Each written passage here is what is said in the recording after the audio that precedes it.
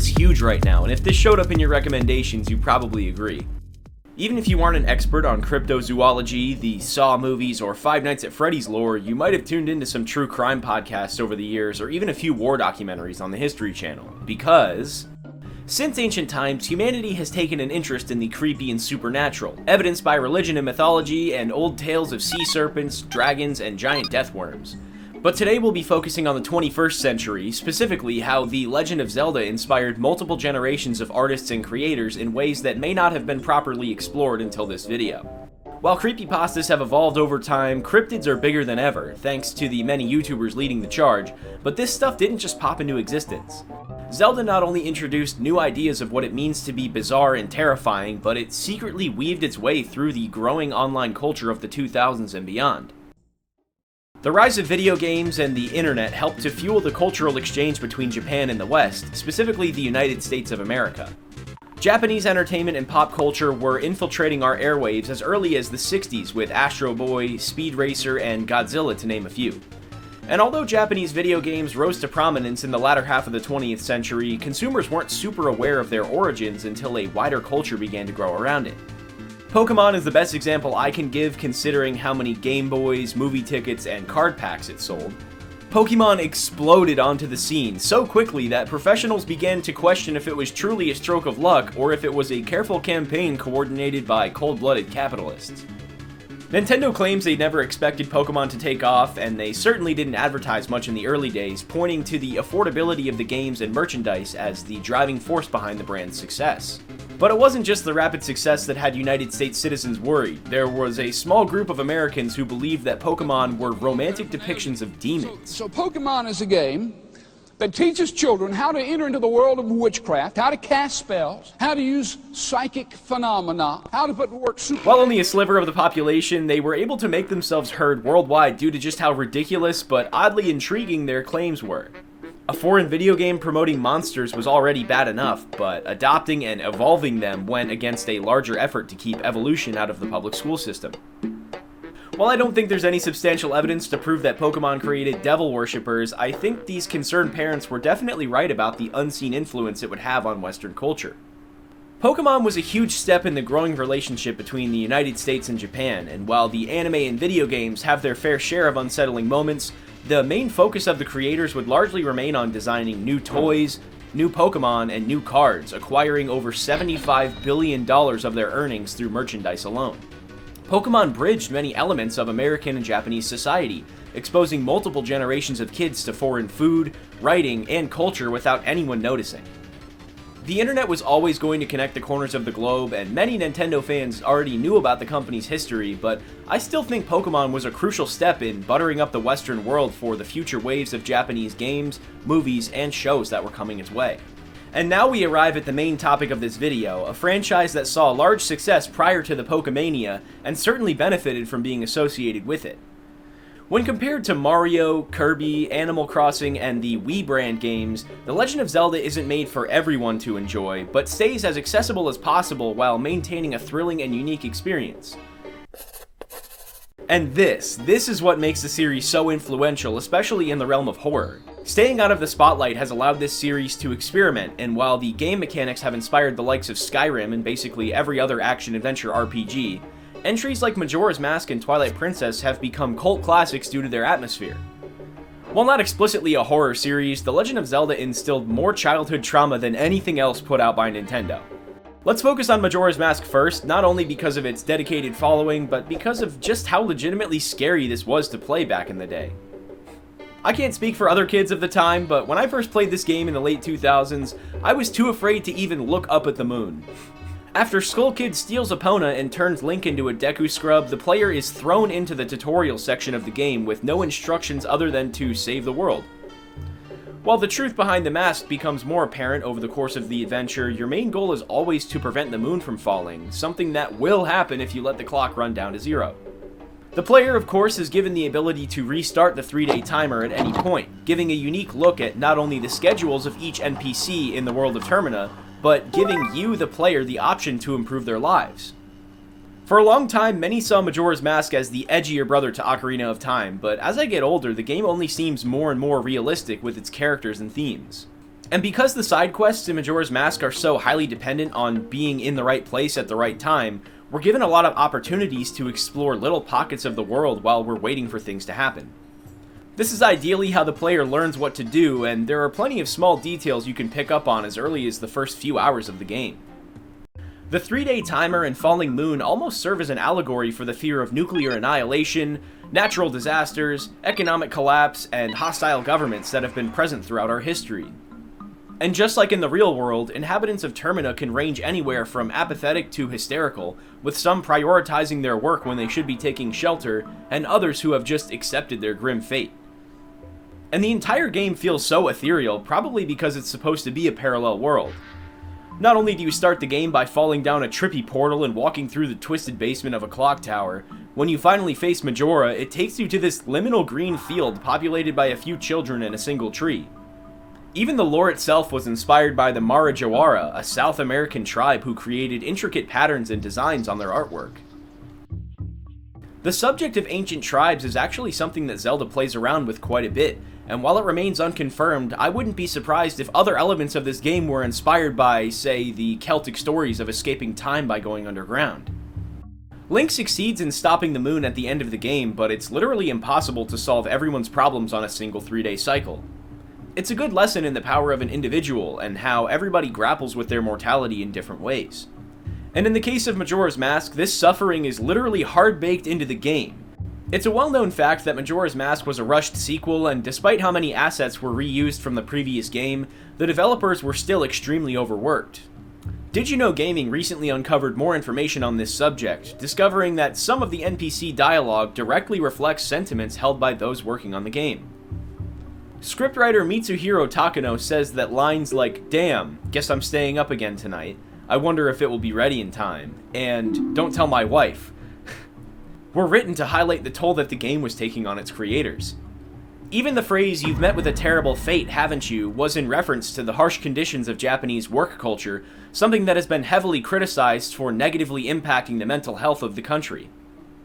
This has to be one of the most unique takes on Link in the entire series. Nintendo didn't just put him in an alternate reality, they put him into our reality. Even the supernatural encounters in this game are allegories for real problems. For instance, Cafe, who goes into hiding 3 days before his wedding. He's transformed into a child, but this may have been a clever metaphor to show a deeper issue. He wants to get married to Anju, but he's too afraid to become an adult and take on larger responsibilities.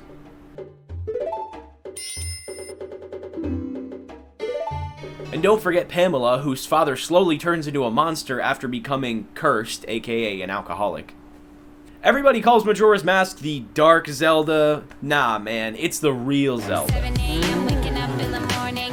But still, there remain unexplained mysteries that are too weird to even have a bullshit argument written about them. It only makes sense that we start with Romani Ranch and the invasion of them.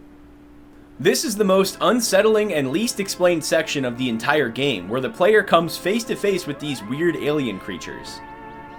Even if you've never touched a Zelda game before, you probably see how out of place this is in a series about castles, princesses, and magical adventures. The mission isn't too difficult if you use the right equipment, but that certainly wasn't the case for myself and many other kids who played this. After completing the second major part of the game and obtaining the fire arrows from Stonehead Temple, the player must complete a quest in Goron Village to unlock the powder keg. This giant explosive barrel can destroy the roadblock outside of Romani Ranch, allowing Link to reclaim his lost horse and further progress the main story. The only issue is that Link has to visit Romani Ranch on the first day, not only to get his horse back, but to kick off a larger line of side quests. Snowhead takes a significant amount of time to beat, meaning most players will first encounter Romani in a state of disarray. And if you do the slightest bit of digging, you'll find out that the ranch is visited by them, a horde of ghost-like aliens that descend from a ball of light. No one knows the motivation behind these things, but Link can fend them off as part of a larger quest line, where we learn they've been abducting Romani cows every year around the time of the carnival. It's pretty easy with the bunny hood and the inverted Song of Time, but if you fail to defend the barn, they'll abduct Romani for an entire day. When she returns, she's completely screwed up, dude. She was already a little weird, but now she's just completely The creatures are referred to as ghosts in the game, but the track that plays over the event is literally called Alien Invasion. They also bear no resemblance to other ghosts in the Zelda series, but interestingly, their design is heavily based off of a famous cryptid from the Appalachian region of the eastern United States. On a warm evening in the summer of 1952, 3 boys from Braxton County, West Virginia were hiking off to explore a bright light that had recently crossed the sky. The party soon grew from 3 to 7 as Mrs. Kathleen May, National Guard member Gene Lemon, and others joined in. As night began to fall, Gene pulled out his flashlight to begin scanning the trees. He initially dismissed a pair of bright eyes in the dark, but upon closer inspection, he was face to face with a 10-foot-tall monster with a red face, a green body, and a spade-like headpiece. 2 days later, the Charleston Daily Mail reported this exact story, and over time, additional reports and testimonies would create an established lore for this creature.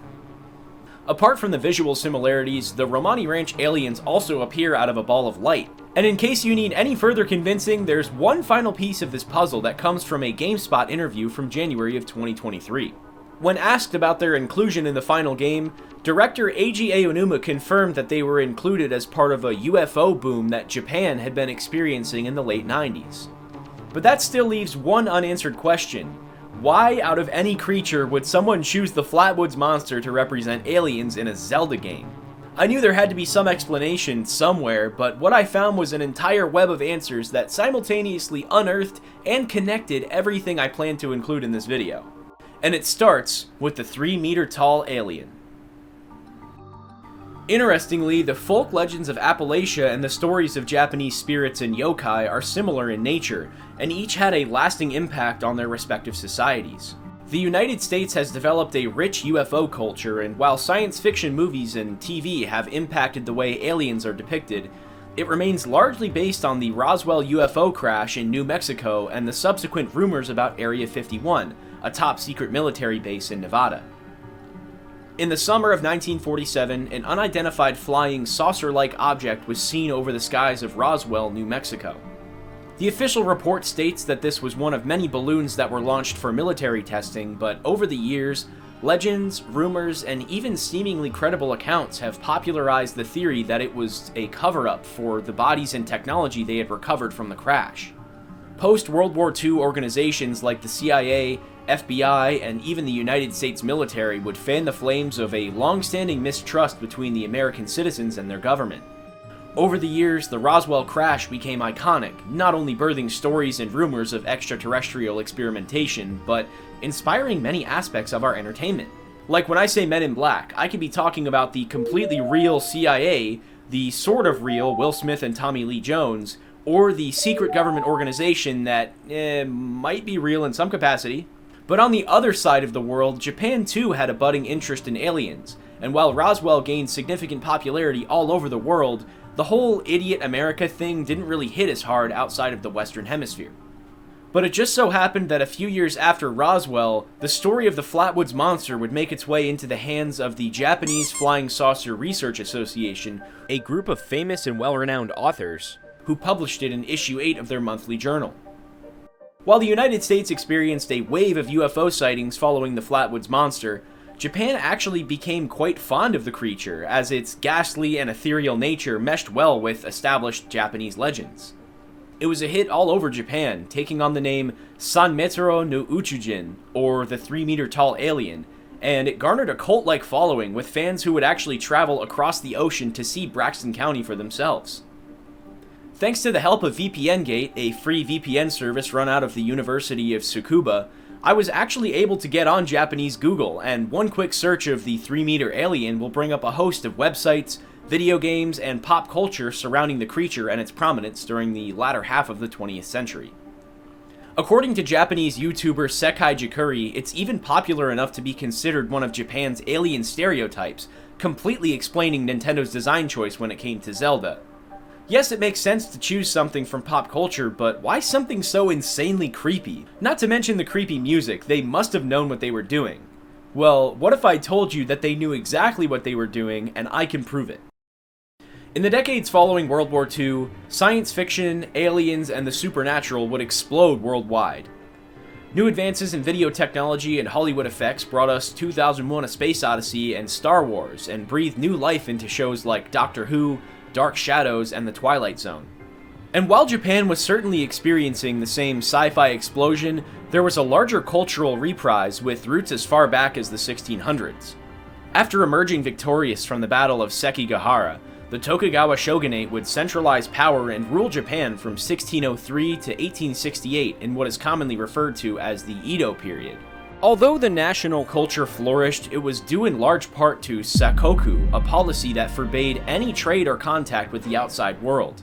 This isolation would turn the Japanese culture in on itself, leading to an explosion in Shinto and Buddhist beliefs and practices, and an overall belief in wandering creatures and spirits. Just a few years after the beginning of the Edo period, the first American colony would be established in Jamestown, Virginia, and we can see many similarities between each country's organized religions and folklore. Over in America, colonists in Salem, Massachusetts were literally killing each other over accusations of witchcraft, and while many see this as an example of mass hysteria, I think there are a few other things to point out. Much like Japan, Salem was pretty cut off from the rest of the world, not only due to the weather conditions and the vast landscape of America, but because the English crown just didn't really care about them. The Salem witch trials barely lasted a year and killed 20 people, showing how quickly a culture can evolve, and how religion, the supernatural, and the occult are constantly bouncing off of one another. As the years went by, Scottish and Irish immigrants brought stories that would only add to the more fantastical urban legends, and as we discussed with Pokémania, many Americans still believe in the supernatural to this day. Braxton County residents have even defended the existence of the Flatwoods Monster within the biblical canon, seeing little contradiction or flaw in their coexistence. During the 1970s and 80s, Japan would experience a similar phenomenon where modern cryptids began weaving their way into traditional belief systems, and this is precisely why and how the Flatwoods Monster became so popular, save for one small detail. While researching this video, I came across a paper by Devin Elliott from Bowling Green State University, which served as a jumping off point for a lot of these topics, and while I highly encourage you to go read it for yourself, I have to spoil just a few more things. Devin Elliott actually traveled to West Virginia to gather research, and by the grace of God, he was somehow able to speak with Miss Rie Matsubara for a first-hand account of somebody who had lived through that time period. She and many others were first exposed to the 3-meter alien in children's books, one of which was titled Sekai no Enban Mitsuteri by Hiroshi Minamiyama. August 30th, 1968, this book would be published, and the eerie sketch of the Flatwoods Monster would go on to haunt the dreams of many children. Kinda sounds similar to another story. Oh right, literally the series that this video is all about, The Legend of Zelda. The Legend of Zelda consistently employs the same tactics of scaring the shit out of young children, and Majora's Mask recreated the exact circumstances that made the Flatwoods Monster so popular in the 70s and 80s. Just like the creature's appearance in video games and pop culture over Japan, we're seeing it appear more frequently online and in popular media, alongside a boom of creepy stories and podcasts. Even in the paper, Elliott cites multiple instances of townspeople noticing a rise in cryptid popularity as far back as 2018. A worker at the Lowe Hotel credited Fallout 76 specifically for a rise in cryptid tourism and popularity, as the player gets to explore the West Virginian countryside and even track down famous creatures. And while Majora's Mask may not have directly exposed this generation to the Flatwoods Monster, there's one final piece to this puzzle, and it's staring you right in the face. As I mentioned before, I was first exposed to the Flatwoods Monster when I was a kid playing Majora's Mask, but it took a year or two to actually learn what it was referencing. At around age 9, I got an iPod Touch and realized that there were people online making videos about the games that my friends and I were into. Matt Pat from Game Theory, Did You Know Gaming, and of course, Peanut Butter Gamer were not only driving forces of Zelda lore in the 2010s, but they introduced tens of millions of people to the creepier side of the series. The G-Files and the Link is Dead theory brought huge topics to lunch and recess, and this is precisely how I was introduced to the Flatwoods Monster and other cryptids, because the creature kept appearing alongside things that myself and others were familiar with. Gaming has always been a huge part of YouTube, and although the videos may not reach an external audience, they are constantly referenced and remembered in pop culture.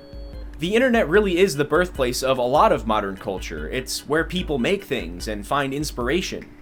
As it turns out, it's actually where a lot of the current day horror is taking inspiration from, incorporating dreamlike environments, abstract faces, and experimental methods of immersion.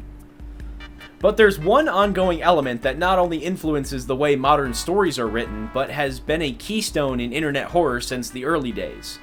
I'm of course talking about creepypastas and their explosion in the early 2010s.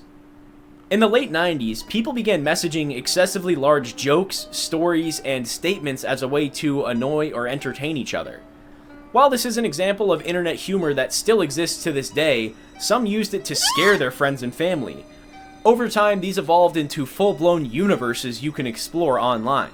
Slenderman and The Rake gained popularity for their video game adaptations and became a huge success with gaming content creators of the time.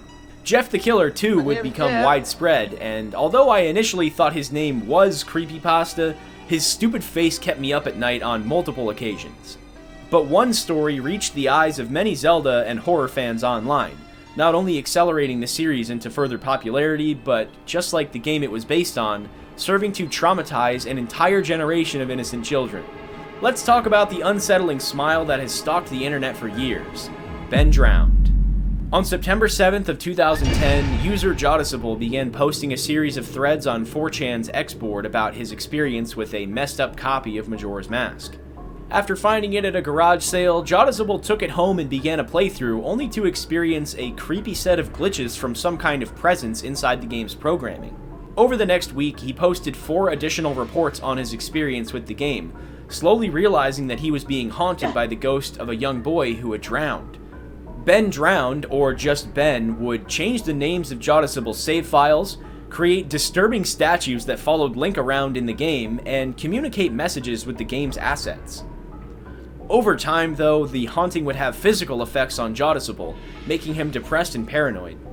By the end of his final post, Ben has basically taken Jodicible hostage, and he begins sending out distress signals online. Yeah, this one gets a little goofy, and the cliches flow like the river of life. But this was 2010, and no one had ever seen anything like this before. You've never had Zelda like this. The first post really sucks you in. The creator behind it all, Alexander D. Hall, does a great job building and describing worlds. Watching the footage along with the text was also a unique way not only to tell the story, but to legitimize himself for those accusing him of faking the entire thing. When you look at it from a modern perspective, you can see more of the minor faults in the original posting, but for a long time, people were just swept up in the craze, excitedly waiting for the next update. And plenty of the footage is genuinely creepy too, far more complex than the average hacks are capable of, especially in 2010. He also makes use of the game's themes, tying many of the character deaths to the unknown death of Ben. Needless to say, it served as yet another bridge between the fans of Zelda and internet horror, and I recommend you go check it out for yourself since it has been receiving updates as recently as 2020. Although we spent a ton of time focusing on Majora's Mask, I could spend just as much time talking about the horrors of the other games in the series. Part of the Zelda format is literally giving the player an item and just saying, "figure it out." This is a genius way to keep the players engaged with puzzles, but it can also be an amazing tool when designing enemy encounters. Obviously, there's the trope of, boss has a red eye, hit it 3 times, you win, hooray. But there are just as many examples where you're given no context on how to beat an extremely large enemy. Take the Shadow Temple from Ocarina of Time, where the dungeon item is the hover boots, only there so the player can actually stand in the boss arena. Another example are Redeads and Gibdos, which, despite being absolutely awful, have actually served a unique purpose throughout the history of the series, even as recently as Tears of the Kingdom. Items just don't work on them, so many encounters will be not very fun. The Dead Hand operates in the same way, forcing the player to bait and evade massive bites from this thing's dislocated jaw. In a lot of games, Link is even stripped of his items entirely, which 9 times out of 10 is part of some terrifying stealth or timing mission.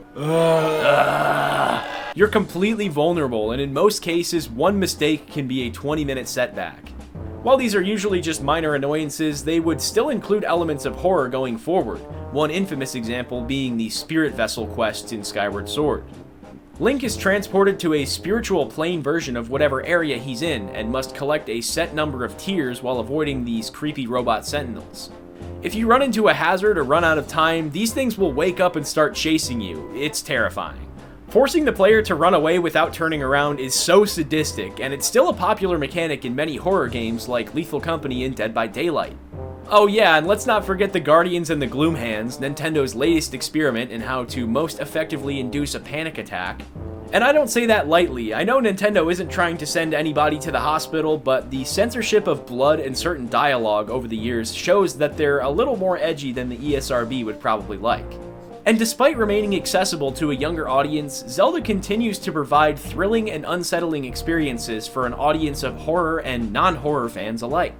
Even in the present day, March 2024, the ripples of Zelda's influence can still be seen. I mentioned Lethal Company before, and apart from having plenty of cryptid-like enemies, the fanbase has a lot of crossover with many other properties. Some of the most popular mod packs include references to Majora's Mask and JoJo's Bizarre Adventure, offering a potential explanation for the evil masks you can find between them all. Not to mention, the game's enemies resemble many popular monsters like the Mongolian Death Worm, Weeping Angels, and even the Mothman. Without proper knowledge, you don't stand a chance against any of these guys, further adding to my previous point that learning an enemy's attack pattern can drastically reduce their psychological impact on you. This seems to be a running theme too, not just that scaring children is okay, but that horror needs to take advantage of the unknown. It's the unknown! Not only do you have to keep your audience in the dark, you have to give them just enough information to make them think they know what's going on. I could be completely wrong about this, but I guess we'll base that off of what you guys think, so please leave any thoughts, opinions, corrections, and criticisms below. I really rely on that to hammer out all of the kinks in my content. Thank you all for sticking around. We're growing at a super fast rate, and I have video ideas out the ass. Thank you to everybody who made this video possible. There's so much I'm excited to share with all of you, and I'll have the original sources linked below. Here's a bunch of likes for you guys. That's all I've got for you, so I'll see you in the next video. Peace.